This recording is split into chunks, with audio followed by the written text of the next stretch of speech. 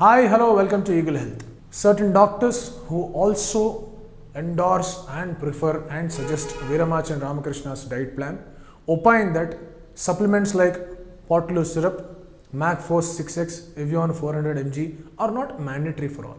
Most of the people who follow liquid diet just by taking in basic 4 pillars, fat plus lemon plus water plus multivitamin, without giving any importance to veg soups, and also they don't give importance to non-veg soups also, these people might get mineral deficiency symptoms even though they are using multivitamin tablets twice in liquid diet, because the amount of minerals present in multivitamin tablet may not reach the requirements of the body needs.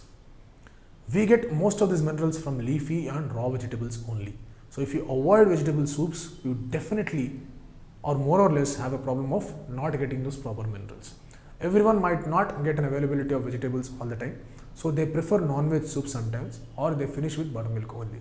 Those people may get deficiency syndromes or symptoms like muscle cramps, muscle weakness, bone pains, vertigo, decreased sleep, palpitation, constipation, etc.